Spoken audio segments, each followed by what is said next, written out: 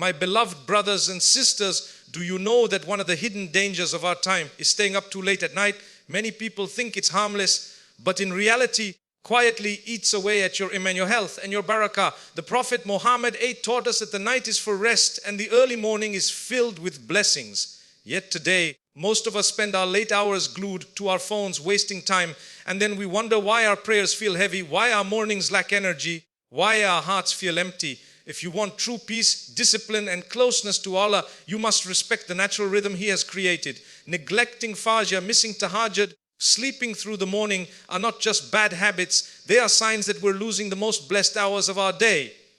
So today, let us talk about the hidden spiritual dangers of sleeping late at night and how we can realign our lives with the balance Allah has designed for us.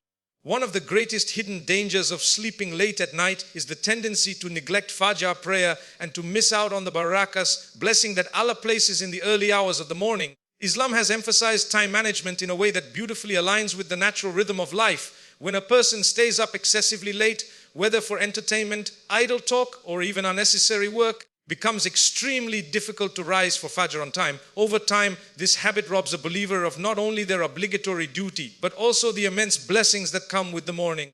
The Prophet Muhammad, they said, "O Allah, bless my nation in their early mornings." So Tirmidhi, this hadith alone highlights how much emphasis Islam places on starting the day early. The hours after Fajr are meant to be filled with light, clarity and productivity. They are a time when dua is accepted, when the Quran can be recited with focus, when sustenance, a rizq, is sought with Allah's blessing. But if a person goes to bed at 2 or 3 a.m., their body becomes heavy, and the chances of praying Fajr properly or even waking up for it becomes slim. Missing Fajr is not a small matter in Islam. It is the first prayer of the day, a pillar of the 5 daily salah, and the start of one's spiritual connection with Allah. The Prophet said, the most burdensome prayers for the hypocrites are Isha and Fajr. But if they knew what is in them, they would come to them even if they had to crawl. So Bukhari, Muslim. This shows that Fajr is not only an obligation, but also a test of faith and sincerity. By staying up late and neglecting it, a person risks being deprived of Allah's mercy and guidance. Another danger of missing Fajr due to late sleeping is losing the spiritual energy of the morning hours. People who start their day after sunrise often feel sluggish, unmotivated and restless. They may work hard but find little blessing in their efforts. Compare this to someone who wakes up for Fajr, recites some Quran, makes dua and then begins their day. That person carries divine light and tranquility into everything they do. Their day may be shorter in terms of hours, but it is filled with barakah. There is also a psychological and emotional benefit tied to praying Fajr and being awake in the morning. When one rises early, it creates a sense of discipline, achievement and closeness to Allah. It sets the tone for the rest of the day, making the person more productive, calmer and spiritually aware. On the other hand, missing Fajr often leaves the believer with guilt, regret and a feeling of distance from their Creator. This can lead to a cycle of laziness in other prayers as well. Furthermore, by neglecting the morning hours, a person misses opportunities for sustenance. Many successful individuals, both in worldly and spiritual terms, attribute their success to waking up early and using their mornings wisely. Islam already recognized this centuries ago, teaching us that the morning carries unseen blessings. Rizq is not just financial income. It includes peace, wisdom, guidance, and barakah in time. Sleeping late and waking up after sunrise blocks this channel of divine provision. In conclusion, neglecting Fajr and missing out on morning barakah is one of the most serious spiritual consequences of sleeping late at night. It weakens a believer's connection to Allah, deprives them of divine blessings, and diminishes their productivity in both deen and dunya. A wise Muslim should therefore strive to sleep early, follow the natural rhythm Allah created, and protect their Fajr prayer at all costs. By doing so, they secure not only Allah's pleasure, but also the countless blessings that flow through the early hours of each day. One of the hidden spiritual dangers of sleeping late at night is how it weakens the heart by opening the door to laziness and distraction. In Islam, the heart Kaaba is considered the center of faith, sincerity and awareness of Allah. If the heart is pure and strong, a believer's connection with Allah is firm. But if the heart becomes lazy, distracted or clouded, faith becomes weak and the believer struggles to worship with devotion. Staying up late unnecessarily, whether with social media, endless conversations, or entertainment, has a direct impact on the heart's strength and focus. The Prophet warned about the state of the heart, saying, there is a piece of flesh in the body. If it becomes good, the whole body becomes good.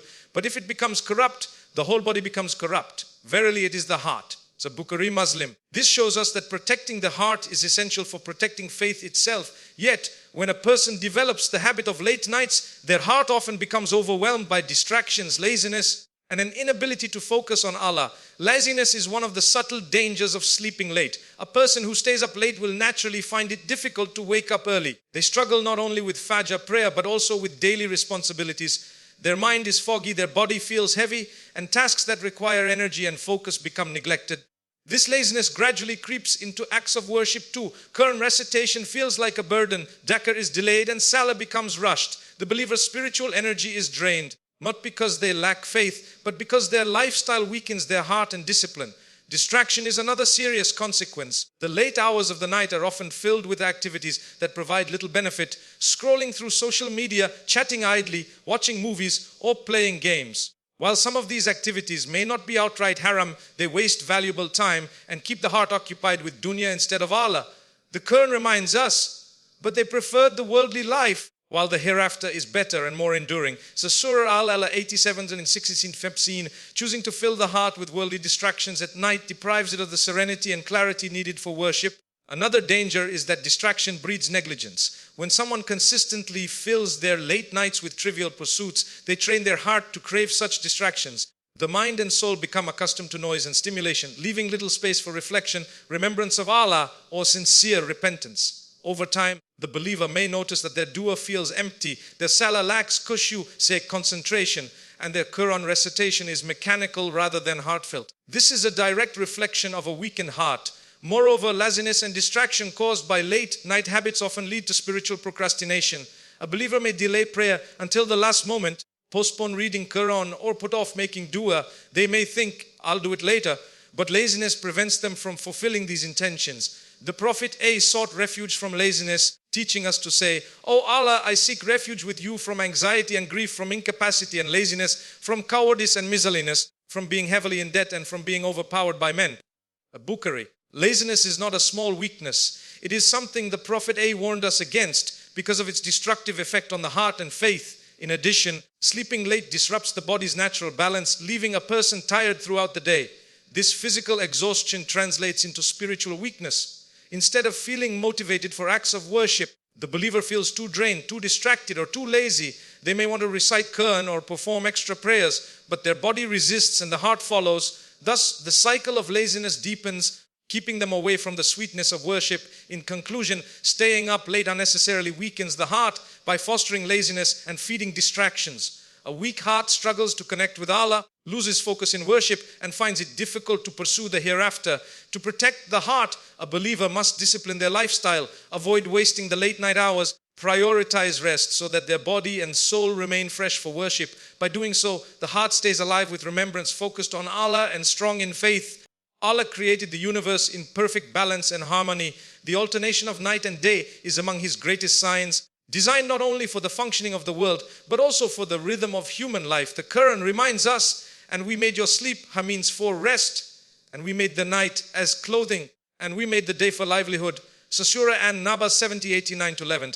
This verse highlights that night is meant for rest and day for activity. When a person disrupts this divine rhythm by staying up unnecessarily late at night and sleeping through the morning, they disturb not only their physical balance but also their spiritual connection with Allah. The natural order that Allah set for us has deep wisdom. Resting at night replenishes energy, calms the mind, and prepares the soul for worship. The early hours of the morning carry special blessings, as the Prophet A made dua, "O Allah, bless my nation in the early mornings." Intermediate. This is why scholars and righteous people throughout history valued sleeping early and rising before dawn, using that time for prayer, Quran, and remembrance of Allah. Breaking this pattern by staying awake into the late hours robs a person of these unique opportunities for closeness to Allah. Spiritually, one of the greatest losses of staying up late is the difficulty of performing Tahajjud and Fajr prayer.